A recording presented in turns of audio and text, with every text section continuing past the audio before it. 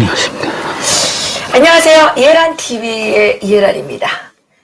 국내와 해외에서 이해란TV를 열렬히 사랑해주시는 모든 애청자님들께 또 이 자리를 빌어서 감사의 말씀을 드립니다.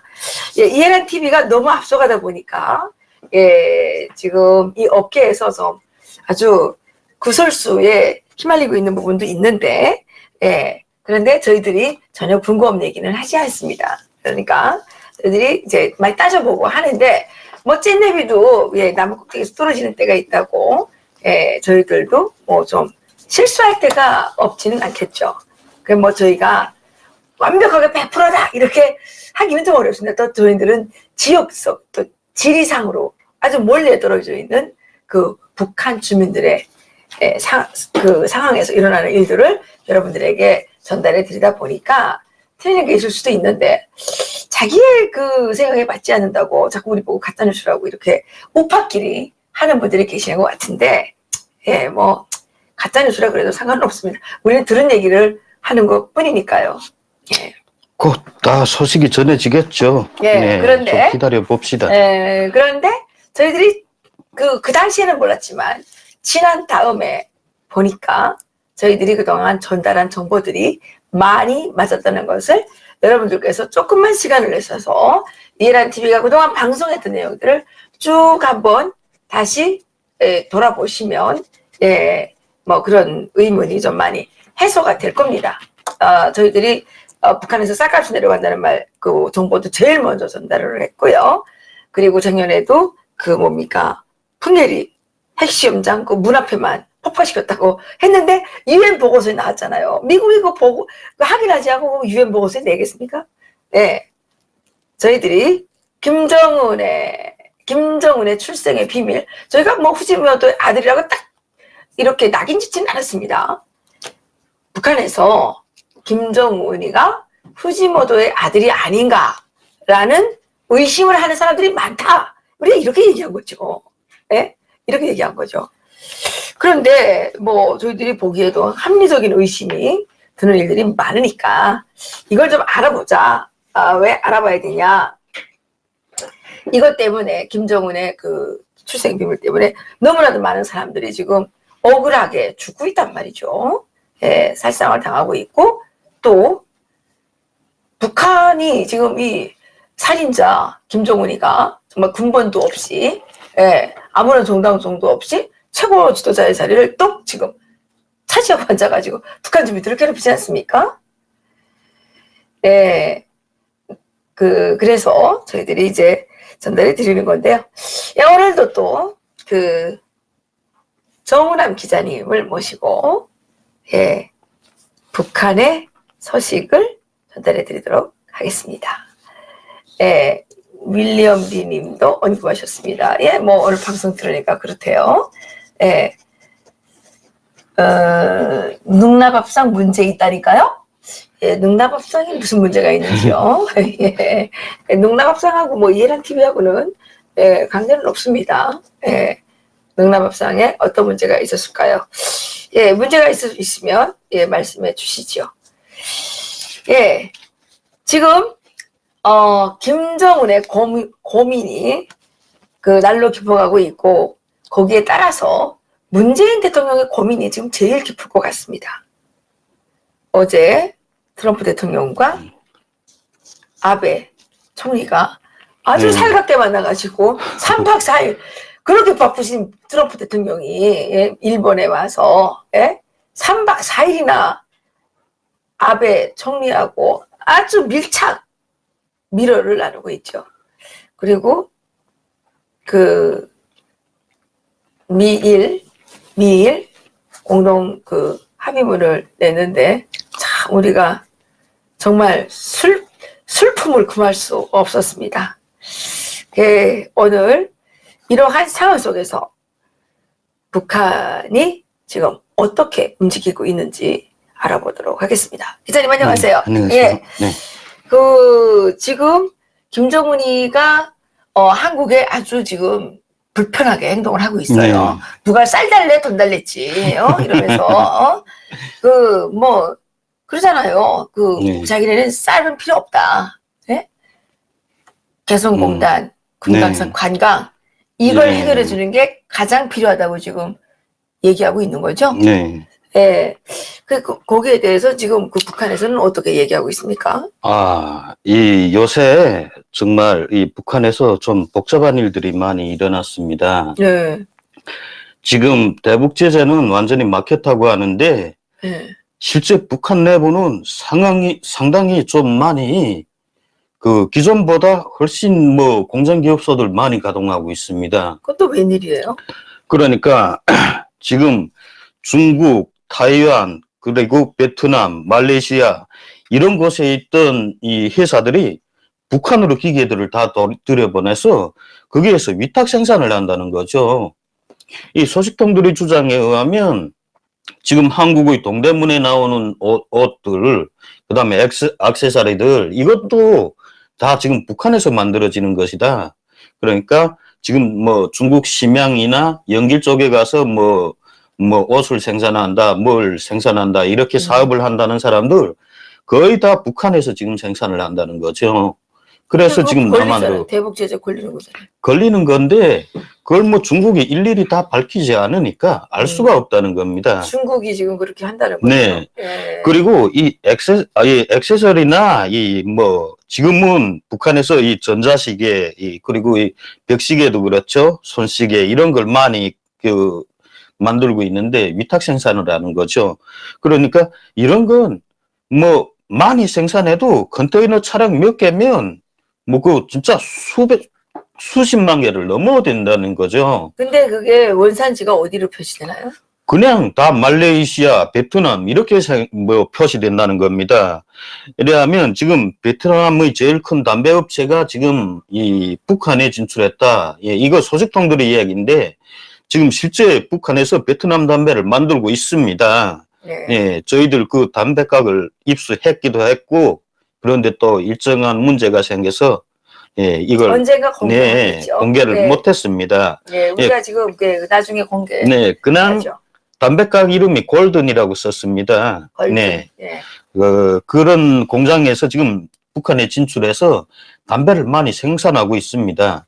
그런데 따지고 보면 지금 한국의 기업들이 다 베트남에 가는 거죠. 왜? 베트남이 인력이 싸니까. 근데 베트남이 북한에 가서 만들어 온다는 거예요? 북한이 그보다 인력이 더 싸니까. 노동력 시장이. 베트남은 북한에 가서 만들어 오고, 네. 또 한국은 베트남에서 만들어 오고, 그러면 북한 거가 나중에는 한국산으로 되겠네요. 그렇게 될 가능성이 매우 높다고 합니다. 그때 그 얘기가 우리나라에서 관세청에서 북한산을 한국산으로 만들어준다는 그거를 한 게 있다 그랬어요. 그래서 지금 이 타이완도 그래, 이 말레이시아랑 이런 데선 주로 전자시계, 그다음에 손목시계, 이런 걸 많이 생산하고요. 그리고 이젠 평성에서 만드는 오토바이 공장이 있습니다. 평성에 오토바이 공장이 있는데 이 오토바이도 타이완 업체가 지금 들어가서 공동으로 개발하자 지금 이렇게 지금 협의 중이다 이런 이야기가 나왔습니다. 그렇군요. 그리고 이 베트남 그다음에 타이완 이런 나라들 오토바이를 굉장히 많이 탄대요. 워낙 동남아 나라들 보면 오토바이를 많이 타지 않습니까? 그래서 이제는 이걸 다 지금 북한하고 합병하자. 왜? 인력이 싸니까. 그런데 요새 무슨 문제가 있냐 하면 북한이 5월 초부터 갑자기 그러니까 이미 기업들이 다 들어가서 생산 설비들을 다 넘겼다는 겁니다. 북한에다. 그래서 액세서리도 생산하고 그러니까 주로 가발, 그다음에 담배, 손시계, 그다음에 옷 이런 걸 위탁 가공을 많이 하는데 이 공장들을 다 넘겼는데 생산을 하고 나니까 북한이 갑자기 이 노동자들이 월급을 높여달라 이렇게 제기했다는 거죠. 그래 원래는 얼마였는데? 원래는 보통 그저 중국 인민폐 1000위안이었다고 합니다. 근데 지금 2000위안. 지금 2000위안으로 올려달라. 갑자기 2배로 올렸다는 거죠. 날강도들. 그러니까 지금 이 생산 설비까지 다 들여보냈던 사람들이 야 이러면 우리가 중국에서 생산하는 것이 낫지 왜 북한에서 생산하겠냐 하니까 그래도 북한은 배짱을 내미는 게 있다는 거죠. 니네 중국에서 생산해봐라. 2,000위안을 받고 중국에서 생산할 수 있냐. 중국에서는 더 줘야 된다는 겁니다. 그렇군요. 예, 네. 그리고 북한의 인력들은 그대로 군대 생활이 있지 않습니까? 딱 출근하라면 출근하고, 이게 그러니까 생산 능력이, 능률이 난다는 거죠. 네. 예, 중국에 가서 뭐 10개를 만들 시간이면 북한 노동자들은 15개를 만든다는 겁니다. 예, 예. 예. 그러니까 그런 걸 구실로, 야, 우리 이 단가를 올리겠다. 이 노동자들이 월급을 올리겠다 해서 지금 뭔가 하면 중국에 나가 있는 북한 노동자들이 대체로 중국 인민펠로 2,400위안을 받습니다. 네, 2,400위안을 받는데 이 북한은 그보다는 싸다. 우리 중국에 나가 있는 노동자들은 2,400인데 우리는 지금 앉은 자리에서 2,000을 부르는 거 아니냐. 그러니까 그러면 중국에 나가 있는 노동자들하고 우리하고 월급이 똑같다. 이 외국에 진출한 업체들은 이 북한에 항의하는 게, 야, 우리가 여기서 운반비까지 다 들이면 그냥 우리가 중국에서 생산하는 것과 같다. 값이 같다. 그럴 바야 그냥 중국에서 생산하지. 그러니까 아니, 우린 중국에다가 인력을 파견할 수가 없다. 또 파견할 인력이 없다. 그러니까 너희들 들어와 생산해라. 근데 지금 손을 못 대는 게 어쨌든 생산 능률이 더 높다는 거죠. 중국에서 생산하는 공장들보다 북한이. 그리고 북한 사람들 워낙 일솜씨가 있지 않습니까?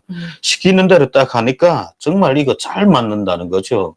그래, 지금 북한에 진출했던 기업들이 날벼락을 맞은 기분이라고 합니다. 그렇겠네요. 이거 예. 뭐 월급이 아예 한 사람당 월급이 2배로 뛰었으니까. 갑자기 5월 초부터 이렇게 배로 내라 하니까 그래 지금 이게 해결이 안 돼서 지금 밀고 당기기를 하는데 지금 생각하는 게 그겁니다.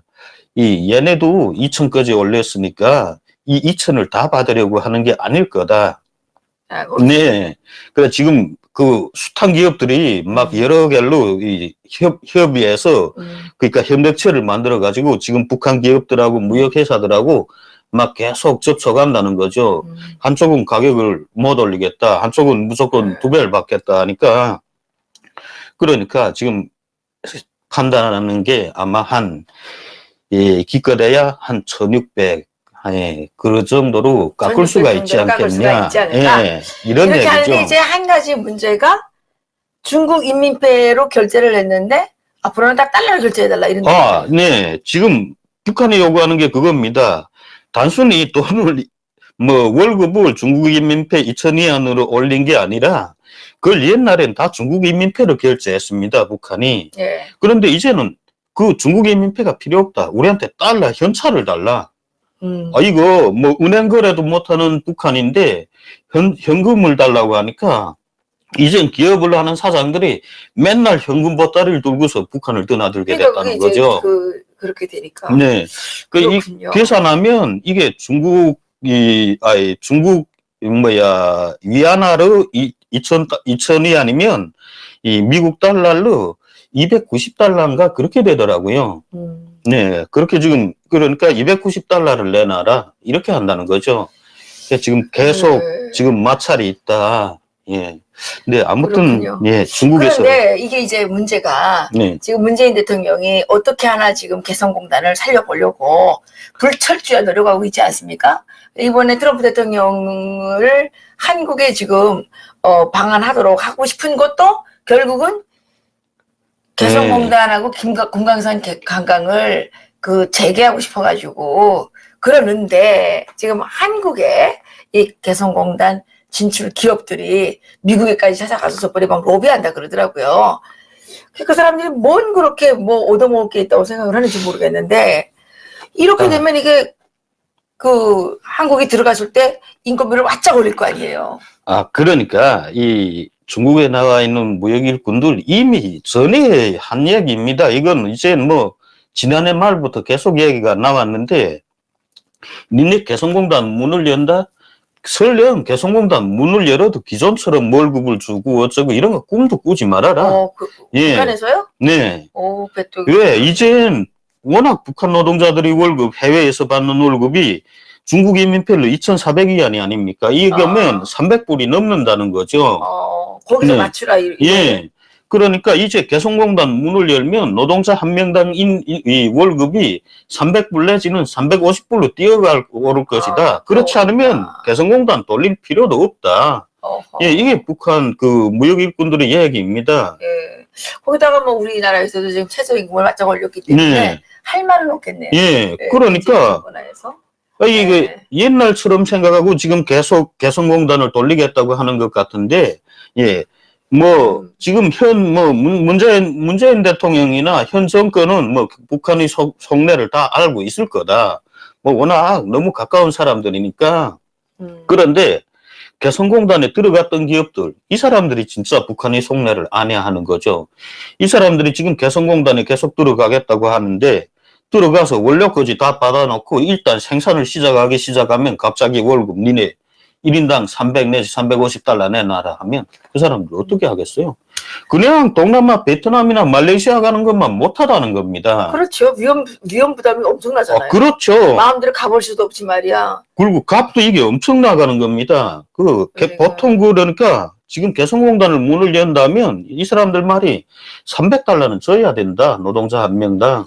그래서 저는 우리 그 기업인들이 좀 정신을 차리고 공산당하고는 고려 안 한다. 이거를 좀 원칙으로 세워야 될 것 같아요. 공산당은 기본적으로 깡패들이기 때문에 우리가 조직 폭력배들하고 처음에 고려할 때는 뭐 좀 좋은 점도 있겠죠. 예. 그렇지만 장기적으로 볼 때 그게 조직 폭력배한테 잡히게 되면 장사가 되겠냐고요. 예? 그러니까 좀 정신들 차렸으면 좋을 것 같네요. 그리고 이거 값만 계산해도 뻔하지 않습니까? 중국에 나와 있는 노동자들의 월급이 2,400위안인데 이거면 300달러가 넘습니다. 그런데 이제 개성공단을 문을 열면 네. 옛날 뭐 70달러? 이렇게 주고 뭐 노동자들을 일을 시켰다고 하더라고요. 그렇군요. 그것이 몇 배죠? 300달러면. 이게, 그러네요. 예, 그 이하로는 절대로 문을 열 수가 없다는 거죠. 왜? 형평성이 안 맞는다는 겁니다. 그렇겠네요. 네. 그리고 국내에서도 이제 뭐 노동자들의 월급을 2,000위안씩 높여달라고 막 생떼를 쓰는 판인데, 개성공단이 문을 열면 오히려 그긴 더 하죠. 그러네요. 네.